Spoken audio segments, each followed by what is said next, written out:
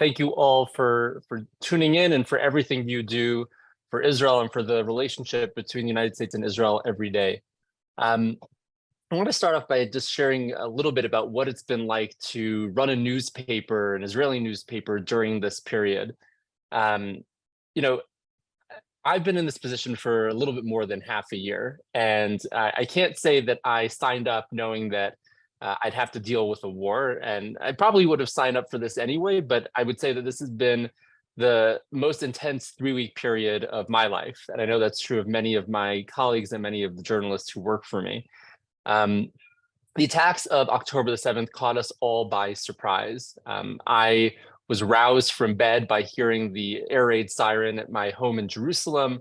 And none of us really understood what was going on or what the magnitude of this event actually was until later that day and in the days that followed. But I knew that something was up. And so even though it's not my practice, I decided to turn on my phone on Shabbat.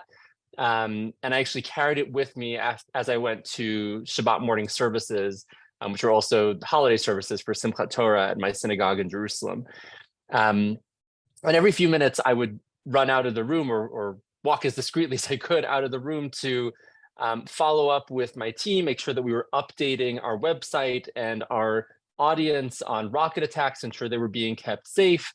And I remember that initially we heard that 22 people had been killed. And at the time, that seemed like an astronomical number. We couldn't believe that so many people had been murdered. And then steadily that number grew. First it was 22, then it went to 50, 50 to 100, 100 to 250. And we just didn't know how to handle that. This is completely unprecedented, unparalleled in every way. And I got home from Shabbat morning services. I should also note that during the services, there were several rocket alerts and we had to run to the bomb shelter in our synagogue several times. And by the time I reached home, Shabbat was basically canceled. I jumped, I think, full force into the media coverage of the day, and that's really been continuing ever since. I think this has affected all Israelis in a variety of ways. I think first there's the shock, the horror of the greatest mass murder of Jews since the Holocaust. Many families are in pain. Many are grieving loved ones who have been confirmed dead or in a state of complete anxiety, not knowing whether their loved ones are alive, being held somewhere in Gaza, or dead in a field somewhere in southern Israel. That is devastating. And there's so many families who are in that situation. There are hundreds of bodies that have already been collected, haven't been identified yet, because they're in a state that simply can't be identified. They're now matching DNA samples to bodies to see if they can perhaps give families some sense of closure. Then, of course, there are the 360,000 reservists who have been mobilized and are at the border, including some members of my team. Several of our journalists have been mobilized, so our news team is simply diminished.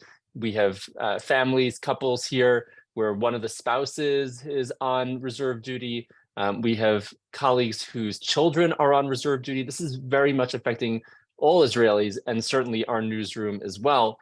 But what I'd say is perhaps one of the most striking ways that we have been affected by this is really the psychological toll. Many of our staff members are young. Many of them are immigrants, olim to Israel, and they don't have a support network here. And so if there's a rocket attack, that's something that they may never have encountered before. They're now running between their computers and their bomb shelters. Many of them are working from home. And this is a totally unfamiliar situation for them. I have one younger employee who has lost 7 friends so far in this conflict. And she's absolutely devastated. And so we've been making mental health resources available to our employees. The Union of Journalists in Israel has been making mental health resources available to all journalists in this country. And I know that several of my employees have availed themselves of those, but it's obviously been very, very difficult. I think the trauma of seeing some of this carnage firsthand has also taken a significant toll. I went down to Kibbutz Be'eri, one of the kibbutzim that was most severely affected by the massacre on October 7th last Monday. I wrote a column about it last Friday. I've never encountered anything like that before. The knowledge that this was a site of tremendous carnage, of murder on a scale that was totally unimaginable to me, reminded me, quite frankly, of a visit I had to Poland, where I was walking through sites of mass murder during the Holocaust. That was the only time I experienced feelings similar to those that I had at Kibbutz Be'eri. And I mentioned this in several forums. The smell of death was so overpowering, completely pervasive throughout the site. But I felt that it was my duty to convey that reality through my writing, through media appearances I've done over the past few weeks. And that's been extremely challenging as well. And then I would say a parallel challenge that we've been encountering, perhaps even more than other media outlets, is an effort to simply take us offline. We've been under sustained cyber attacks since the launch of this war on October the 7th. They've succeeded in taking us offline on several occasions, including several blocks of a few hours. I think actually the day after this happened, on October the 8th, we were offline for a large part of the day because of this sustained cyber attack. There are clearly those who don't want Israel's story to get out to the world. We've been resisting that, of course. We've been upping our cyber defenses, working with various authorities to try and ensure that we stay online, working through social media when our website is unavailable. But it just highlights for us that this war of information is very real. And I think many of us saw it last week in that incident at the Gaza hospital, where so many media organizations were quick to blame Israel on the basis of information they received from Hamas, which of course blamed an Israeli airstrike and claimed that 500 people had been killed. Now we know that A, it wasn't an Israeli airstrike, and B, not 500 people were killed. But at that point, that narrative had been set. We were, of course, much more circumspect. We said, yes, there was an explosion at the hospital, and it happened concurrent to a barrage of rockets. And of course, it turned out that indeed it was a Palestinian rocket that fell short and killed some number of people. We don't know exactly how many. Estimates range from 10 to several dozen in that Gaza hospital parking lot, actually not the hospital itself. But that's just something that we deal with all the time, this web of disinformation, misinformation, skewed facts that we as a media organization feel it's our obligation to fight back against. And that's been obviously our role throughout the year, but it's been way more intense over the past few weeks. We don't know how long this conflict is likely to go on. We've been hearing different estimates. It depends largely on whether there will indeed be a ground campaign, which seems likely. The prime minister has said that it's going to happen. This could go on for weeks or even months. I've heard it could go well into next year. We'll be prepared. You know, our newsroom has adapted easily. We are always active, doesn't matter whether there's war or not. Our website is online when we aren't being attacked 24 hours a day, 7 days a week, 364 days a year, not on Yom Kippur.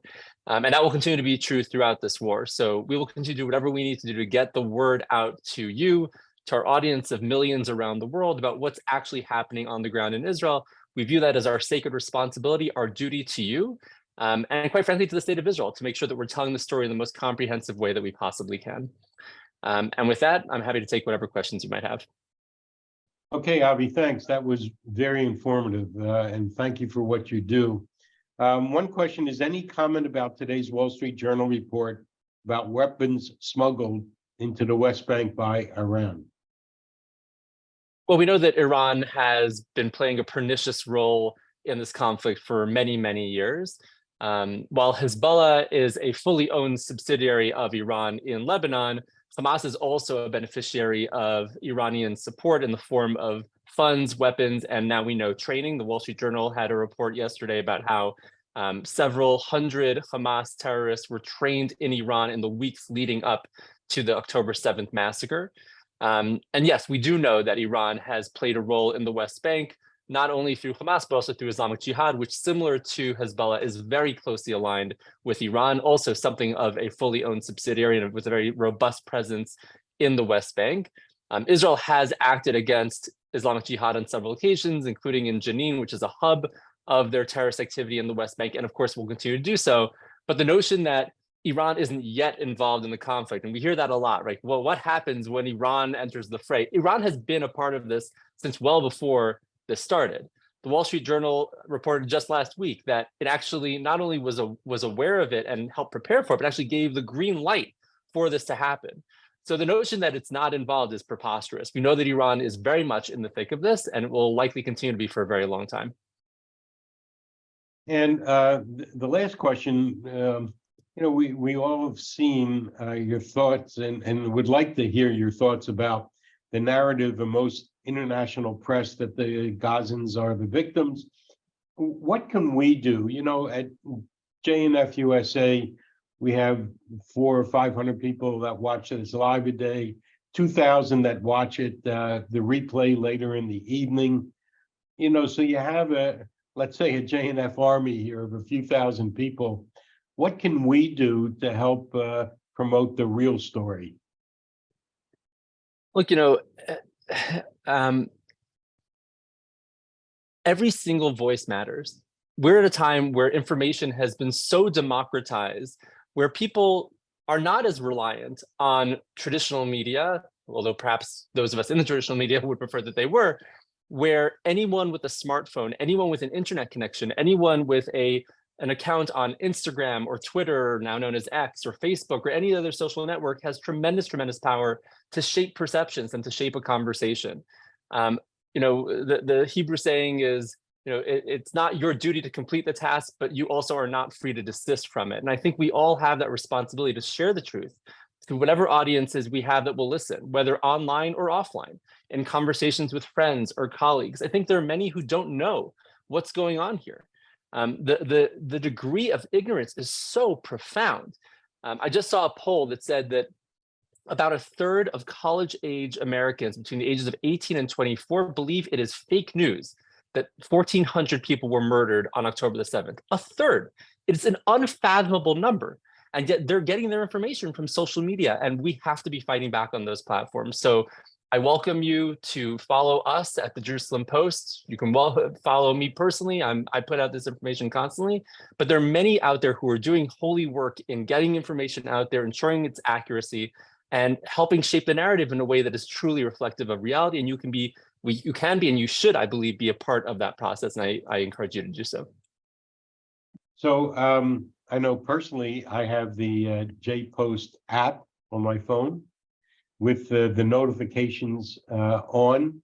And I would encourage everybody to do that. Just download the J-Post app and put the notifications on, and you'll see information that comes out. We'll ask one more because we have a few other guests waiting. Have you seen any link between Students for Justice in Palestine and Hamas? There have been allegations in the past that all sorts of pro-Palestine organizations in the United States have links to the Muslim Brotherhood, which of course is the umbrella of Hamas and other Islamist movements in America. And there's certainly been overlap with certain individuals who are involved in those organizations and then were the founders of organizations like Students for Justice in Palestine. This again is very well documented. But even if there aren't direct material links, although I suspect there are, the ideological links are very apparent. When you have Students for Justice in Palestine marching through college campuses saying, from the river to the sea, Palestine will be free, they are parroting Hamas rhetoric. When they are cheering Hamas's massacre against Israeli civilians, when they are blaming Israel for the massacre of its own men, women, and children, they are simply parroting Hamas propaganda. I think it is absolutely true that there is an ideological presence for Hamas on college campuses across the United States. It sometimes manifests itself in the form of Students for Justice in Palestine, but it exists in faculty corners as well. There have been administrations that have been mealy-mouthed in their condemnation of what's happened here and trying to draw this moral equivalence between Israel and Hamas. It's abhorrent.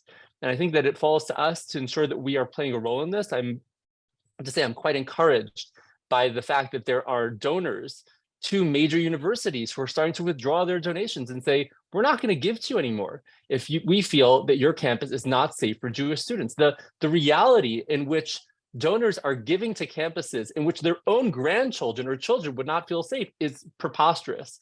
And it's, I think, quite encouraging that many donors over the past weeks have said, we're not going to stand for it anymore. So I hope we see more of that. I hope we see donors standing up and saying, we want these environments to be safe for our students. We want to be safe for people who support Israel. And I think that that's of tremendous importance at this time.